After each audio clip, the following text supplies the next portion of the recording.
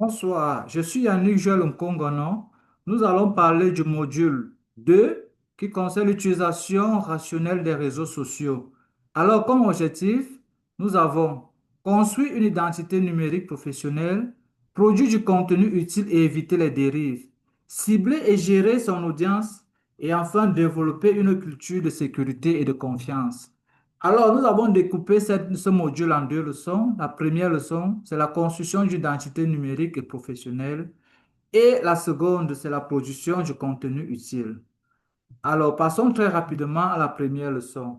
La première leçon de ce module est la construction d'une identité numérique professionnelle. Elle a pour objectif comprendre les enjeux autour de son identité numérique, créer une identité numérique et protéger son identité numérique. Alors, c'est quoi une identité numérique? L'identité numérique n'est rien d'autre que cet ensemble d'informations qui prouve que vous êtes sur Internet. Elle inclut vos profils sur les réseaux sociaux professionnels, vos publications, vos emails, vos signatures numériques et même votre identité biométrique sur les documents officiels. Alors, quel est donc l'intérêt de construire une identité numérique? On distingue donc plusieurs bénéfices à savoir à avoir une identité numérique. Comme premier intérêt, elle renforce la sécurité grâce à des mécanismes d'authentification avancés qui réduisent les risques d'usurpation d'identité, augmente la visibilité et la crédibilité en ligne, favorisant l'accès à des opportunités professionnelles, facilite la gestion de la réputation numérique, automatise certaines démarches, facilite l'inclusion dans l'économie numérique. Nous parlerons par exemple, on peut parler par exemple des e-services, des démarches administratives numériques. Il y en a d'autres. Les recruteurs et les partenaires vérifient systématiquement la présence en ligne. Les e-services administratifs, bancaires ou académiques exigent une identité numérique fiable. Alors, comment créer une identité numérique? Pour créer donc une identité numérique, on doit effectuer un choix de plateforme. Ici, nous avons par exemple proposé LinkedIn, qui est un réseau social très professionnel, Viadeo, ou des plateformes locales comme Africa Dev Job. L'optimisation du profil. Il faut avoir une photo professionnelle, un titre clair, un résumé de vos compétences, votre expérience, vos hobbies. Il y a plein de choses qu'on peut dire autour de cette optimisation du profil. Autre chose, la publication du contenu pertinent. Il faut toujours avoir des objectifs, partager des informations pertinentes, constructives. Donc, on peut par exemple publier des articles, des projets, des certifications. La cohérence et la crédibilité. Harmoniser les informations entre CV papier, profil LinkedIn et autres plateformes. Publier des contenus pertinents, articles, projets, réflexions.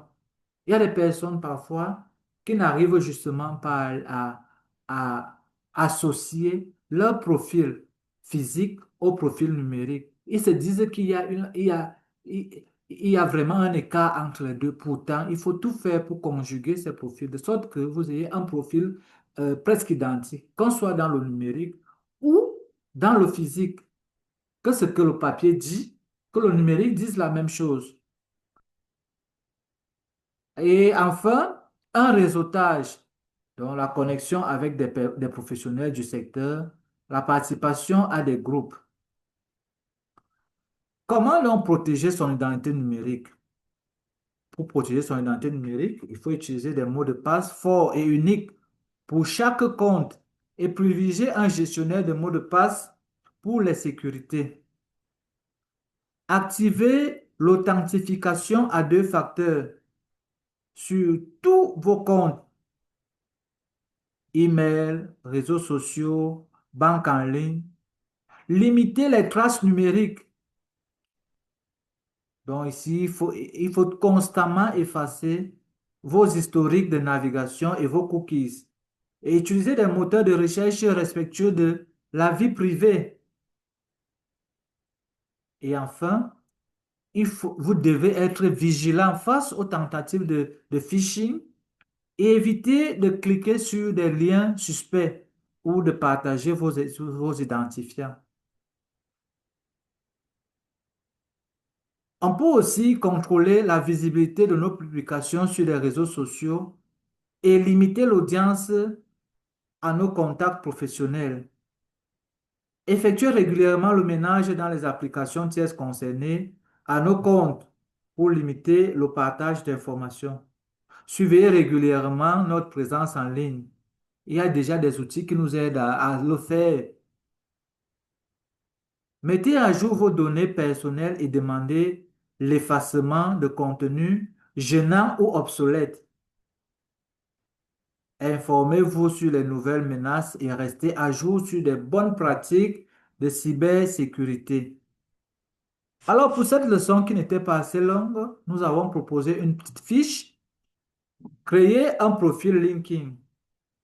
Alors, vous devez donc vous asseoir et réfléchir sur une photo professionnelle, c'est-à-dire on vous filme en respectant les, euh, comment on dit ça, en respectant tous les détours qu'un bon photographe professionnel pourrait faire. Si vous ne pouvez pas le faire, allez vers un photographe professionnel qui pourra vous aider à choisir le meilleur plan pour cette photo, pour la photo que vous voulez utiliser. Et essayez même de la corriger à travers des logiciels.